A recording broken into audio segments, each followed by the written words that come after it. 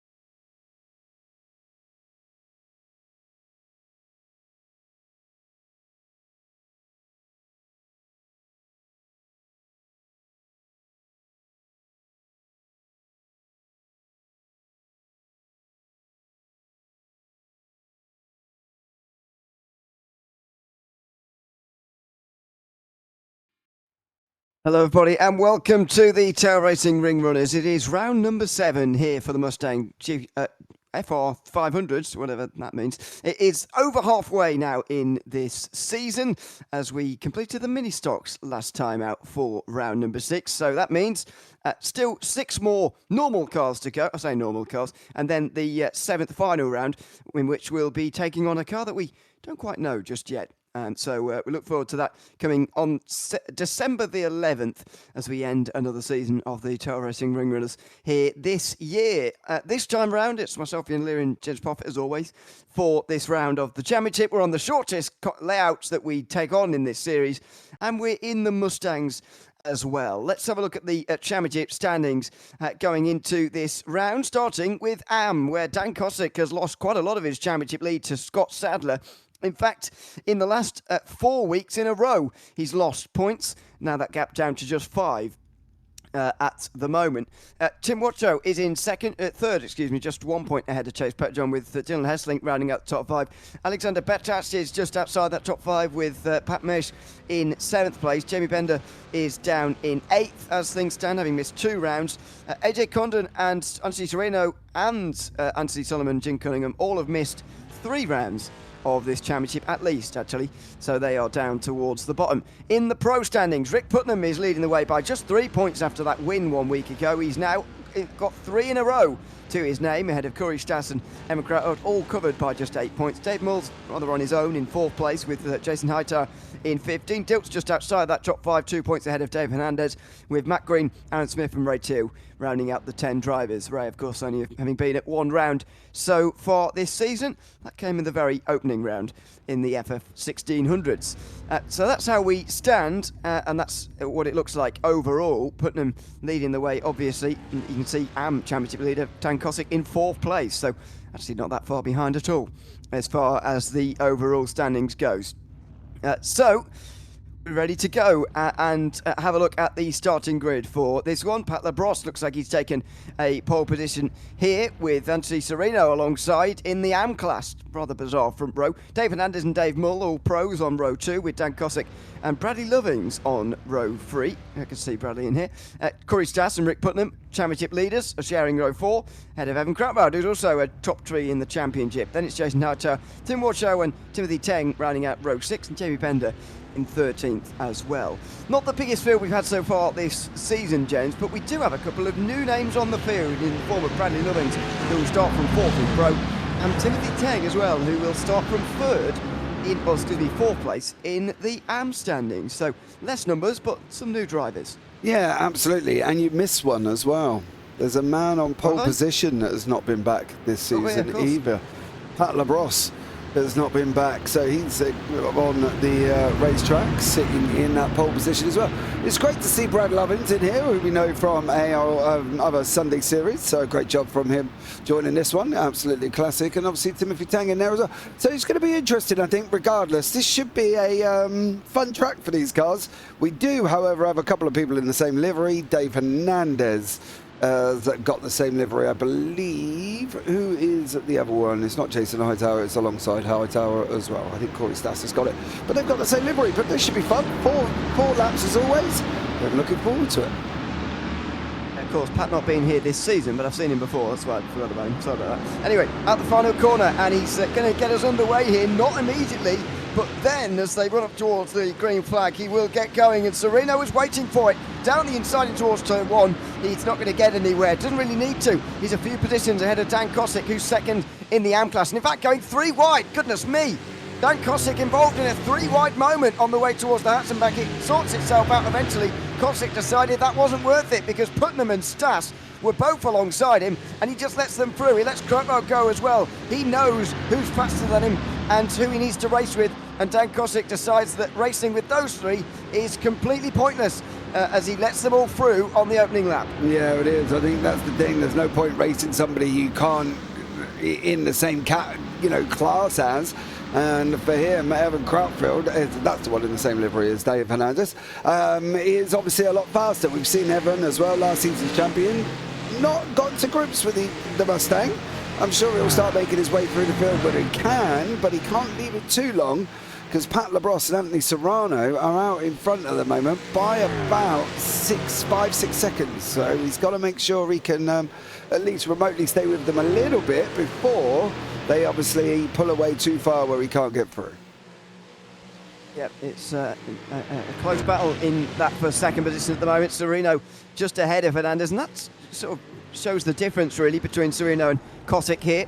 Sereno does not mind staying in front of Dave Hernandez here, even if he realises he's not in the same class or might not be as quick. That was a big slide for Dave Hernandez, and he's going to be punished by Mull, who will pop up on the right-hand side here surely. They go side by side down the Fox Road. This could be a little bit difficult, but they managed to squeeze through, and through goes Mull into third place. So taking advantage immediately of that error from Dave Hernandez on the way out of Arenberg. Oh, and it's a big crash down the hill. Corey Stas off the road. Earlier on, by the way, Rick Putnam dropped to the back of the group after an incident at Arenberg as well. Of course, we'll have a look at all incidents afterwards as always, but it's a big moment. And the other championship contender now, Evan Krautberg, goes for a spin. All of the top 3 in the championship having problems in the opening 3 minutes of this race. Yeah, Evan Krautfeld's gone, Putnam's gone, and Stas is gone. Not good so far, but Pat Labrosse, Anthony Sereno, Dave Mole and Dave Hernandez are still there, scrapping away nicely as well. But yeah, big issues for the guys towards the back end of the field. Jamie Bender and Timothy Tang are having a little bit of a ding-dong here once more. So still action all the way through, but it is really from Dave Mole, Dave Hernandez where the battle, I think, could end up coming. It could well do, as we go round at the right-hander of Miss Hit Miss and down in towards Versyphon. Oh dear, watch out off the road now in the... he's hit the wall as well, hit the wall quite hard on the way out of... We see someone do that last week in the mini-stocks. I can't remember who it was now, but we definitely saw someone do that, just getting up on the outside curb, I'd imagine, and spinning into the inside wall. Yeah, we have, and to be honest with you, I think we've seen everything here at the Nords over these last 2 seasons we've been covering this. It's been very action-packed, and I think this car could be no different. However, I do also feel that this car could be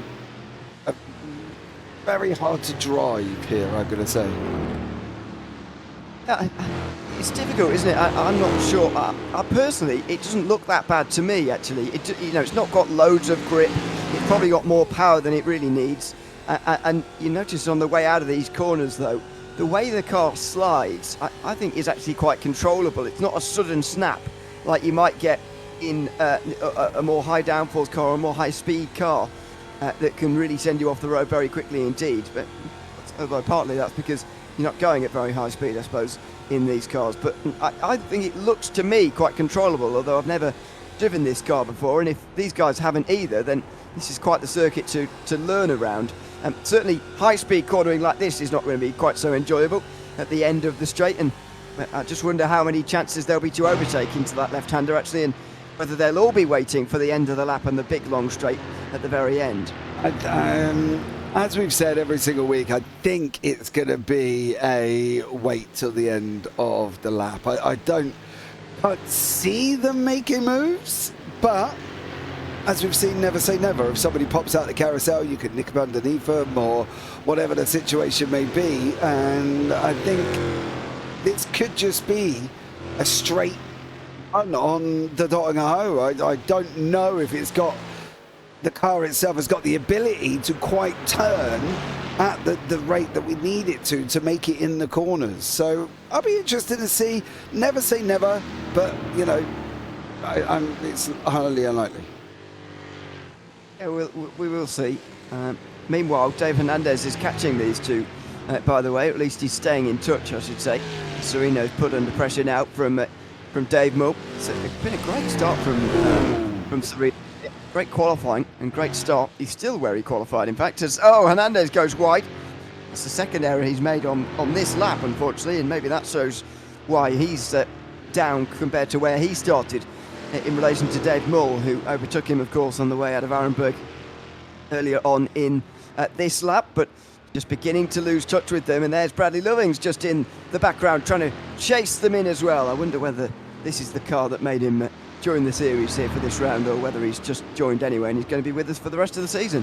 Well, hopefully. It's great to see Brad in something other than a Porsche GT3. I'm not going to lie, to be honest with you. I get quite used to seeing him in that, but it's good to see him in a Mustang here as well.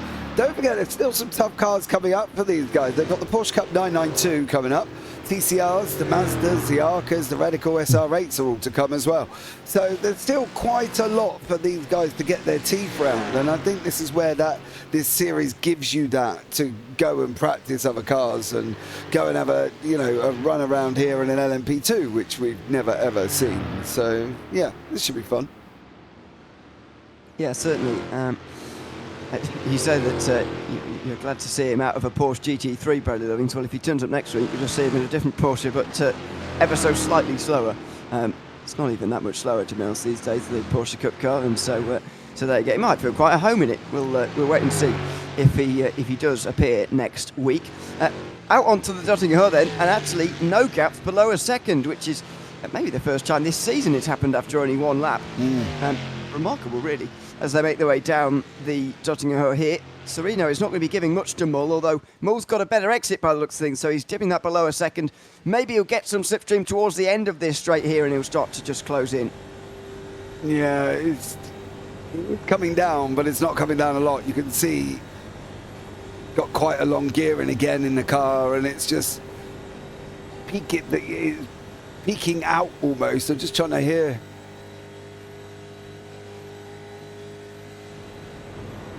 He's still got some gear left there. Yeah. But he's definitely benefiting from the slipstream as they go into the Tiergarten now. So Mull is right there, but obviously he needs to be a lot closer to Serino than he was onto the long straight that time around.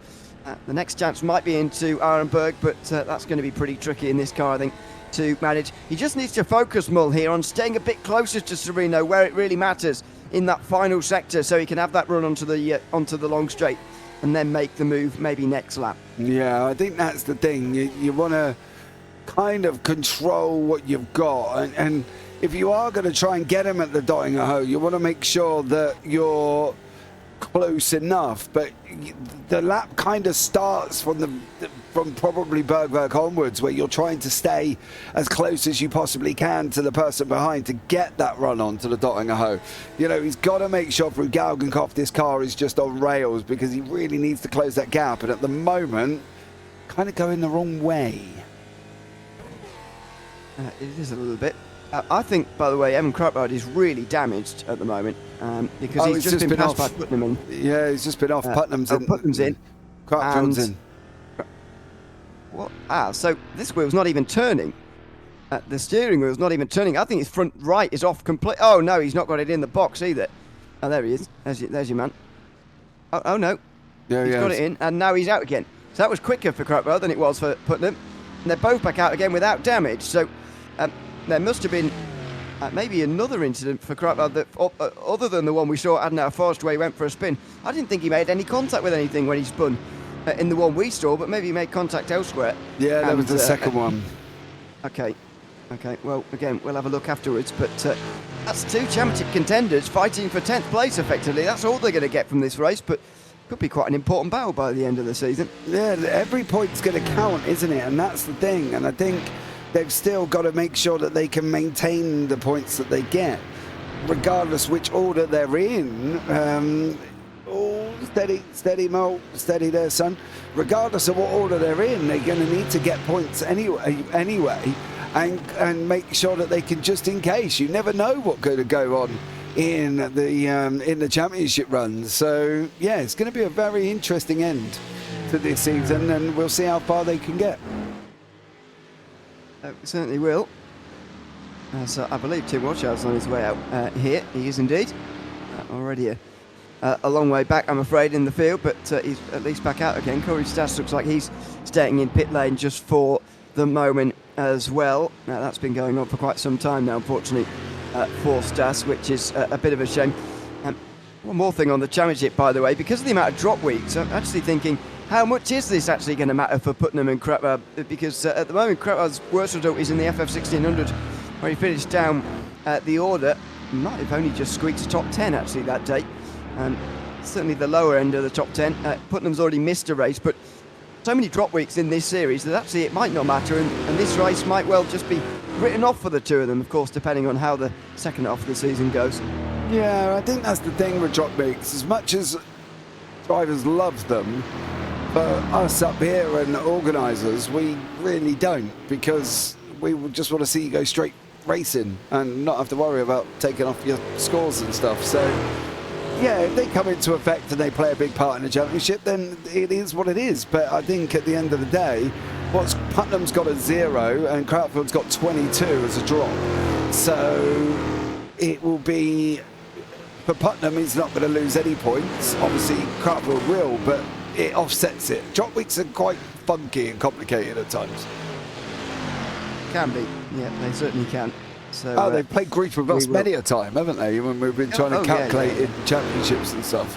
So, yeah. Also, I think 3 is quite a lot, really. I do understand why this series has gone for 3, because you might not own every car, for example, in the calendar. We were just talking about this beforehand. Maybe not many people own this car, for example, which is why we got 13 starters as opposed to normally nearly 20. Which is what we'd get, but you know, you won't own a car from, especially all of these single car races, like the Mustang, like the mini stock last week as well. The Audi GTO, for example, probably would have had to been bought by a few people. The Arca for I know it was used last season, but might have to be bought as well. Pro Mazda. Some of these are not common cars. The others, like GT4 Class, for example, Porsche Cup TCR Class, you're much more likely to own a car from those classes, but at these slightly odd cars, or more odd cars, you're not as likely quite to own them. So I do understand why you've got drop weeks in there, because effectively a series with no drop weeks here in this one would effectively mean you have to buy every car for every season, and that could get quite expensive as we change our calendar, of course, every season 4 times a year. Yeah, exactly. And I think as much as they are a pain, but as you said, they are necessary here. Because some of these cars are legacy cars, and you don't want to buy a legacy car that you're never probably going to use. You know, for us as broadcasters, it's a bit different. We need to have the cars, we need to have the tracks and everything else to be able to do our job. But some of these guys probably won't like it. No point paying $4 or $5 for a Mustang that you're never going to drive again. So fair play for them on that one. Jason Hightower and Bradley Lovins just swap places. That is because Lovins went off the side of the circuit.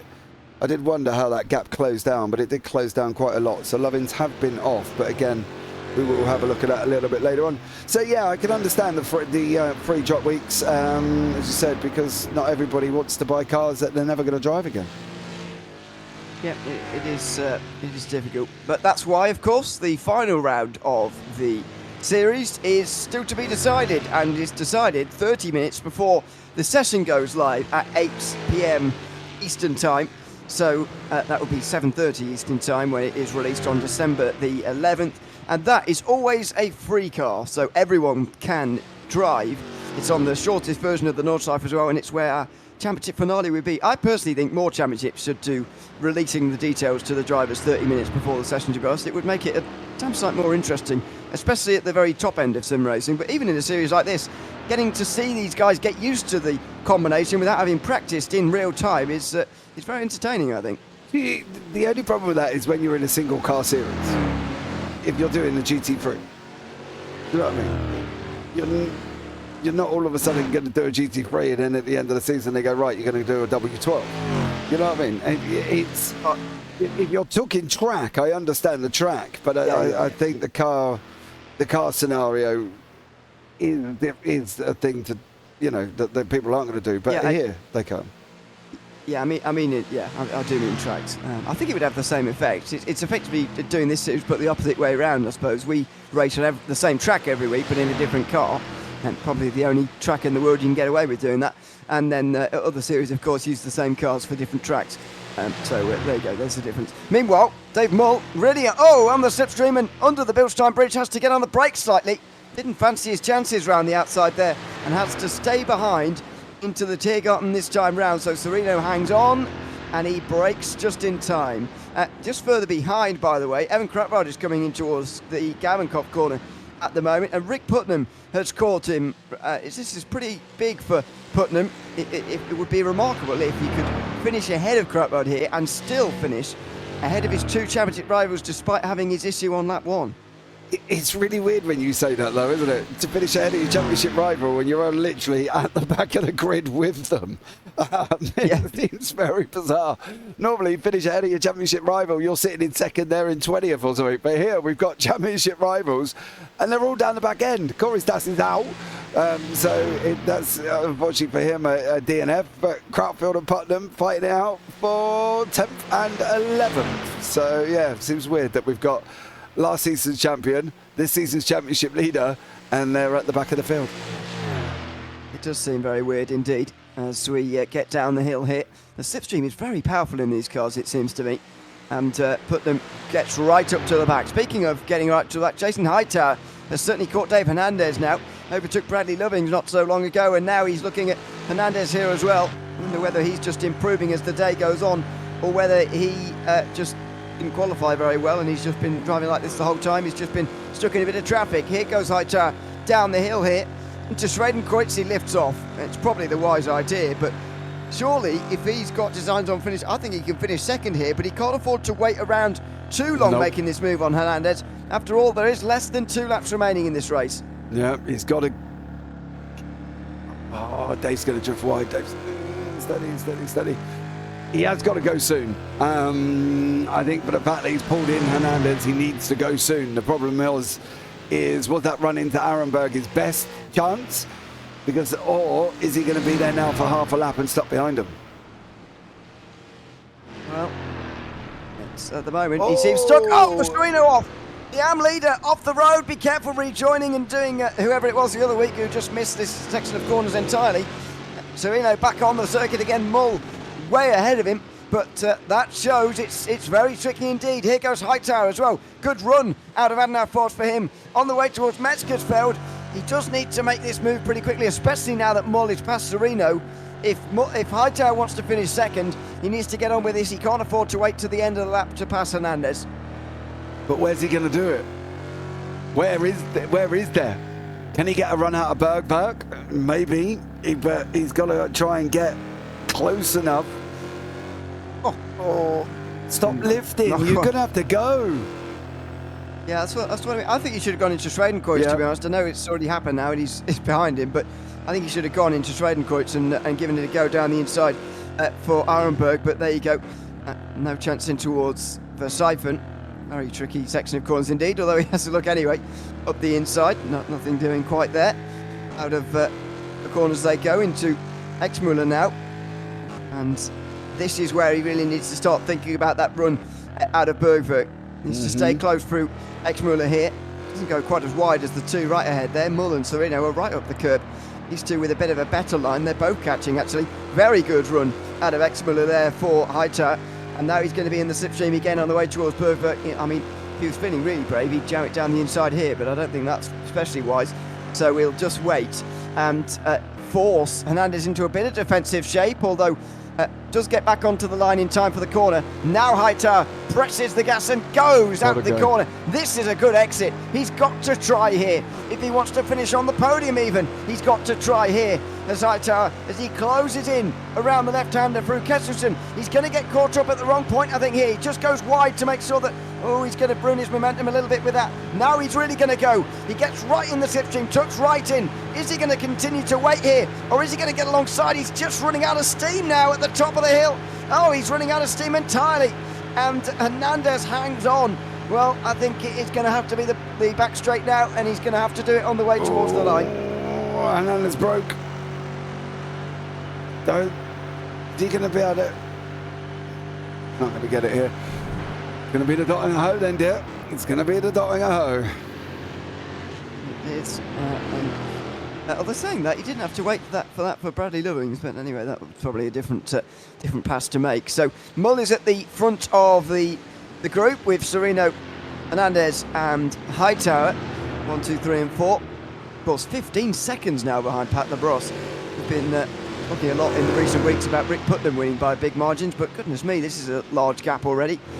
Could win by about half a minute if he really gets his skates on here, Labrosse, depending on how much these drivers battle for second place, but that they won't really care, I don't think. They know what they're capable of, and I don't think anyone is capable of staying with Labrosse. Meanwhile, Crapwell is just behind Jamie Bender for ninth place and through on the way towards Mukherva, and he gets through. So he's trying to put some distance between himself and Putnam. Can Putnam get through the same just before the carousel? Oh, well, he's going to be let through by Jamie Bender. Yeah, Bender picked his battles, bro. There was no point trying to fight these two. He knows he's not fast enough, so he just picked his battles. Hernandez still has got Hightower, and Sereno is still behind Mole. So as much as Mole would have loved to have taken off after that mistake from Sereno, unfortunately, with the draft and everything else here, he is just brought him back into play. So at one point I thought we were going to get a 5-car run, but we seem to have lost. Oh no, there's Lovins in the background, so he's still going, but we'll be seeing how these two, if this ends up a 4-car scrap, coming down the dotting a hoe for the final lap, that's going to be tasty. It certainly is. I think this run down the dotting a hoe actually is going to be quite tasty as well, because it's the first time the 4 of them have all been in slipstream range. As long as they can stay there through the Stefan Bellafest and then through Schrabenschatz, the Klein Carousel and Gaumenkopf as well, if they can stay close through there, then we'll be in here as Sereno gets very close to the back of Mull, so close he had to brake to not crash into the back of him, but thankfully he takes the sensible option and decides not to hit the man in second place, probably for the better for everybody, as they make their way now towards the smaller of the two carousels. Really diving in, Sereno especially diving for the apex there. Hernandez a little bit more tentative, and so he has to lose a bit of time. On the outside, Hernandez, Sereno on Mull. They'll both lose time as a result of that, but Hernandez has really lost time, and so we'll be way behind these two as they make their way onto the straight. Can Sereno get that second place back as Hightower goes off into the grass in the background? Maybe he won't get any positions at all on this lap. Yeah. Sereno does look at making a move out. It's on the left-hand side. Anthony Sereno, Hernandez in there, is closing in, but he's too far back, 8 tenths at the moment. Sereno's kind of run out of puff at this moment in time. He's pulled out, and he's got not a lot else to be able to accommodate. He has got a little bit of an overspeed. He's going to have it coming down the hill as well, under the Bilston Bridge. Mole's looking to come back, though, on that run down the hill now. We've got Mole and Sereno leaning on each other. Oh, that was close. And with these cars being so heavy, one little knock on the rear, as soon as you unsettle them, the momentum, you're gone. There's no qualms or questions about it. They just get all loose. That massive weight of these machines just take it, and it's just game over. So if they are racing side by side, they've got to be careful. You can't afford to put somebody in the wall. Oh, that was a little bit of a bad run from Mull on the way down the hill, and Sereno knows it. Oh, he's looking left and looking right. Oh, can't do it. This track is a bit narrow at times. These cars are quite narrow, though, so you thought you could get alongside at some point, but Sereno wasn't able to there. and so has to tuck in behind. This is really going to ramp up now on this final lap. These guys are going to give it absolutely everything here. As I mentioned, they're going to finish around 25 seconds behind Pat Labrosse, if not more, depending on how they battle here. So he's going to win by miles, but this is an interesting battle here. To say there was no one within a second of each other in this group at the end of the opening lap, this has got very interesting. Sereno with a good run after Mole makes the error. Sereno was up the curve trying to make this work. He's on the outside line now, on the way towards Flugplatz. Over the rise they go, round the outside through the fastest corner. Oh goodness, he's round the outside, he's just in the grass, but he's got it. Sereno has the lead again, or still has the lead in hand, but he has second place. He's got the lead of the group. Here goes Hernandez, Hightower coming as well. Here he goes on the outside. Jason Hightower realises this is the moment. He needs to go now into Tredenkreuz. He's on the outside line. He breaks early though. He breaks early. He knows that an outside run through there could see him in the grass and could see him crashing into absolutely everybody. So he stays behind, but Sereno is back into second place with a spectacular overtake. He's under attack again now though. No, we'll have a look at that overtake from Andy Sereno, because it was absolutely amazing going around the outside. But as you say, he's coming. Oh, he did him. Oh, no. Not the top of the hill. Not the top of the hill. Don't do it. Don't do it. Sereno. Oh, my word. Jesus. Sereno flew in there, and that took a bit of cooperation from Mull, to be honest. Sereno now on the defensive line through this section of corners. Not a great run from Mull there. He had a bit of a slide on. Hightower's got a very good run here on Hernandez, but we've seen this before on the way towards Meskersfeld. He didn't decide to do anything with it. He has a peak, but he doesn't go for it. Mull again defending into this left-hander. This is absolutely on here, and they're going to fight right to the very end of this lap. I'm pretty sure of that. Sereno in the front at the moment over Mole with Hernandez and Hightower. What they really need from Hernandez and Hightower is the same as what they had through Galgenkoffer and the Klein, is basically get as close as possibly can, because that's when they're getting the most amount of time over the two in front. What they don't want to do is just drop back outside of that half a second, 6/10, 7/10 mark, like Mole is doing. But I'm sure Mole will come back at Sereno, and for Hernandez, he's got to try and stay with him, because otherwise, oh, Mole's made a mistake there. That was a bad corner for Dave Mole. It was a bit, unfortunately. Although, I think he can catch back again. Sereno goes wide the next corner into Exmull. He did that last lap. Very nearly found the wall. He did it again there. He'll be practicing that after the race. He's got it wrong twice in a row now. But there you go. Mull closes in briefly, but then doesn't get a very good run out the next corner. Here goes Hightower. He's not looking up the inside for the left-hander, is he? Oh, he nearly was. In towards Bergwerk they go now. And where are the moves going to come from on the run up the hill here? Wide from Mull. Hernandez. Oh no, gets it wrong and smacks the wall. Oh, that's a position for Hightower immediately. And he's got big damage as well as Hernandez. He slid out of Bergwerk. He was trying to get the run. He was trying desperately to get the run, but now he's got damage. And I'm sure he'll finish in 6th place or worse. Oh, such a shame. That had freed Hightower, though. I'm not going to lie, Dave, as much as I love you, bro, you were a little bit of a stopping Hightower quite getting there. Now they're going to go, that is only 2, isn't it? I thought they were going to go and stick in for a 3. Not quite sure where they would have gone. Coming into the corner, Sereno breaks later. Oh!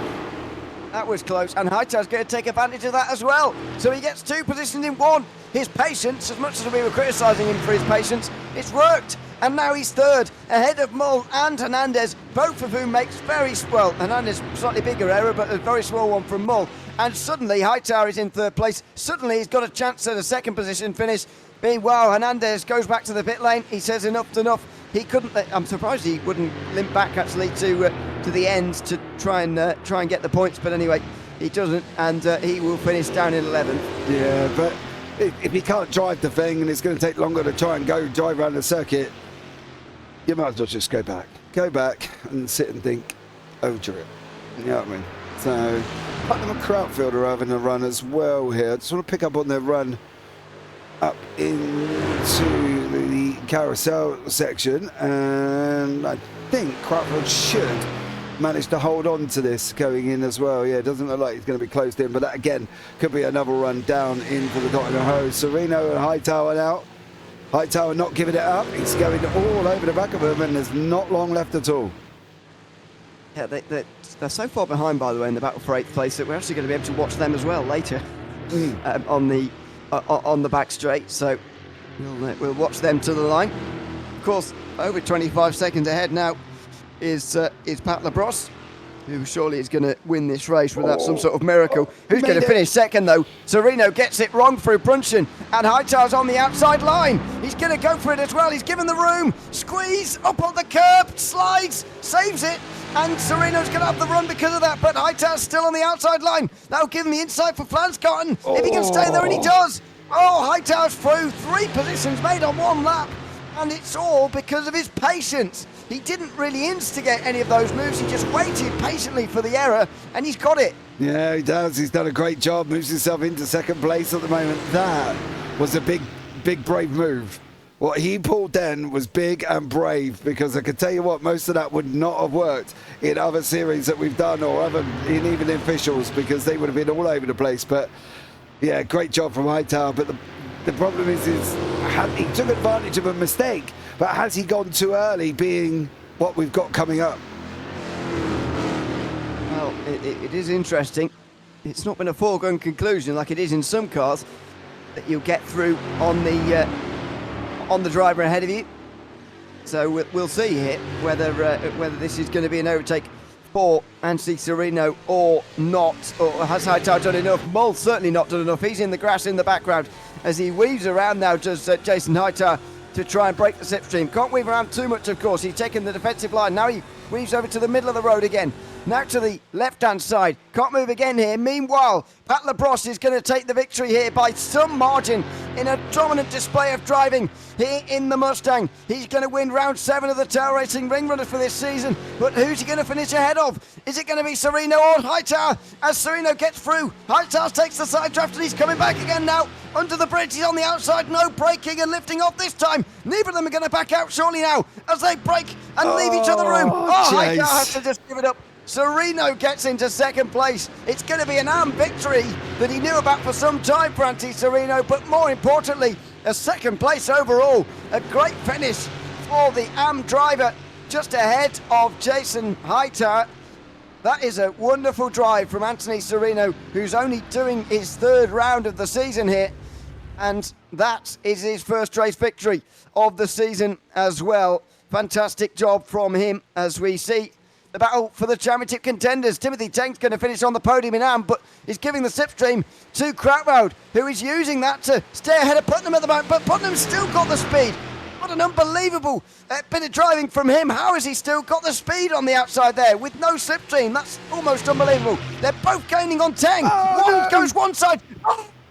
Krautwald couldn't quite go on the other, and Putnam's going to go through into 7th place, and down the inside goes Krautwald on Teng. He's going to get through as well, but Rick Putnam finishes ahead of his 2 nearest championship rivals in what you'd describe as a bad day for him. His run of race wins comes to an end, but he still holds on to his championship lead.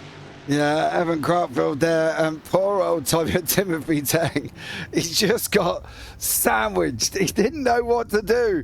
All of a sudden, these 2 rapid pros closing up on him, and he didn't have a clue. I don't know whether to fight. I don't know whether to let him through. I'm not sure what I'm supposed to be doing.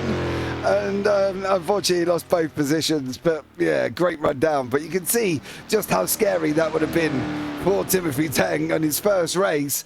And next, you know, you've got a championship leader and an ex-champion coming at you. Yeah, I think there would have been a couple of people who would have got a little bit frightened by that.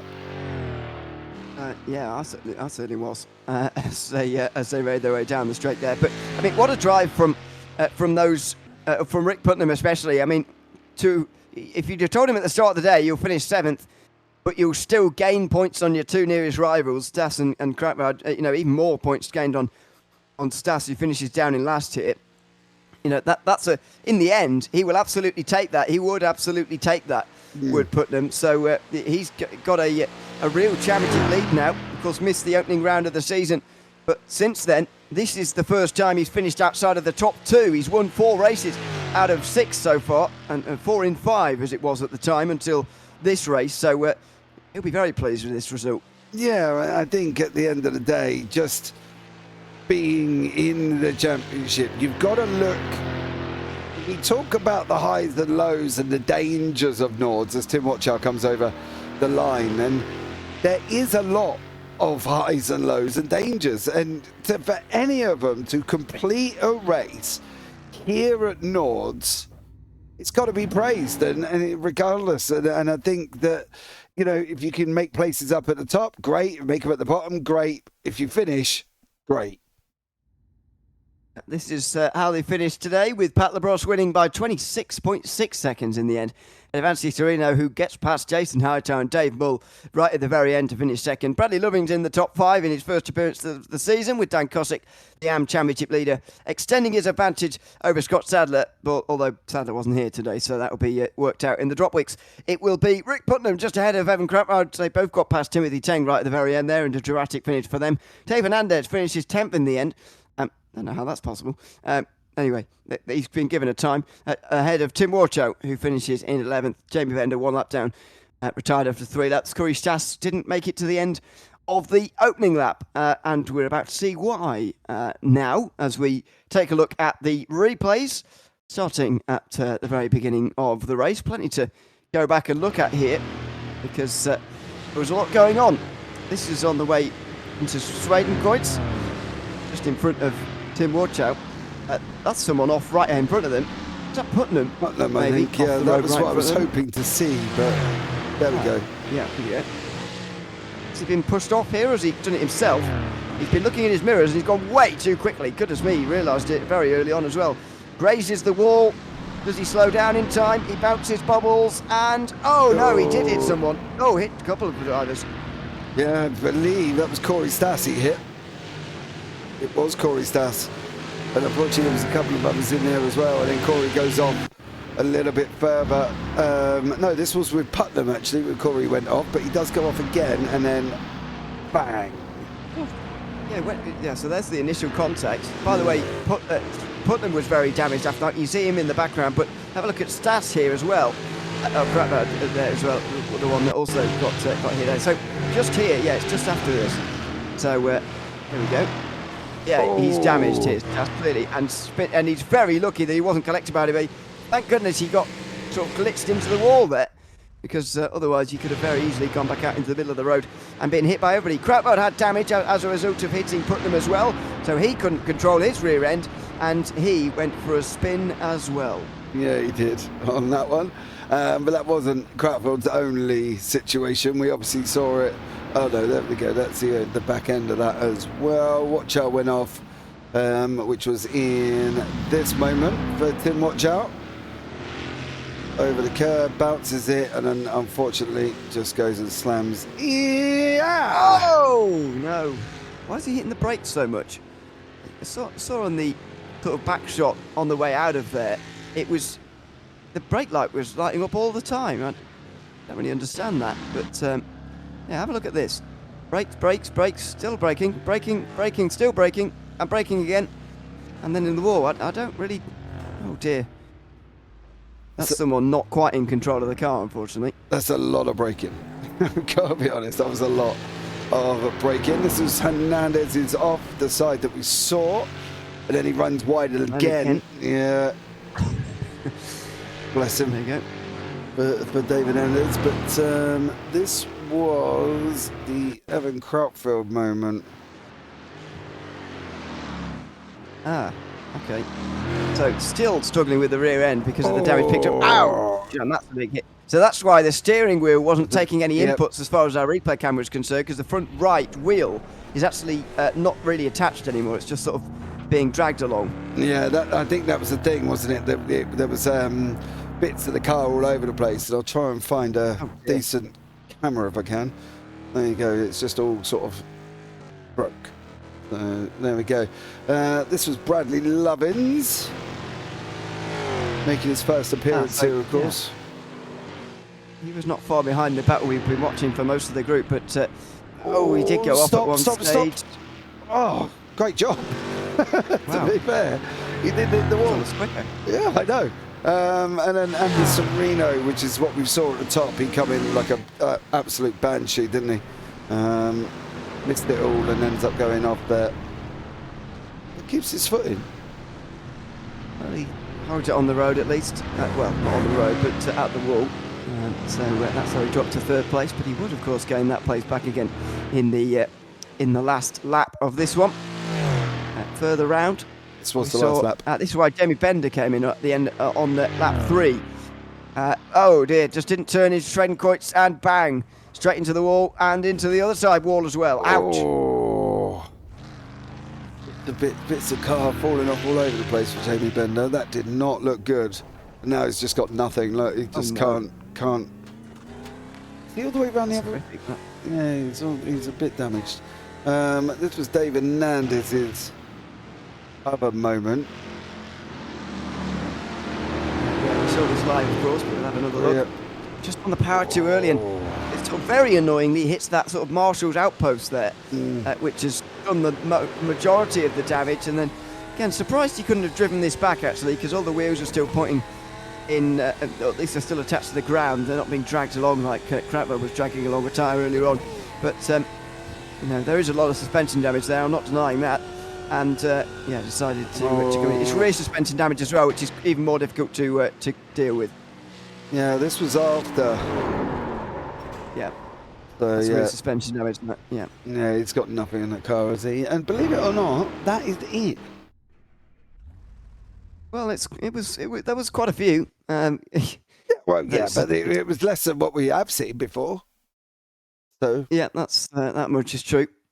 But what wasn't quite the number that we had in the GT4s or whatever it was earlier this season, where there was about 3. There wasn't very big moments either. So yeah, not the cleanest, but not the worst either. So we're somewhere in the middle, which is pretty good going for this car. Decent choice actually, the Mustang to take round here. I think it looks like a nice car to drive to me. There is definitely a knack to it, and if you haven't driven it before, maybe you could find it a bit frustrating. I can certainly see that. But, I think it was a decent round of the championship, although some of the drivers will be pleased. That is now in the rearview mirror. yeah, and I think they're going to be looking forward. You've got the 992 Cup car coming up, TCRs, Mazda, Arca, Radicals. So, yeah, some great cars coming up. I wonder how they're going to get on with a 992, though. That's going to be an interesting one.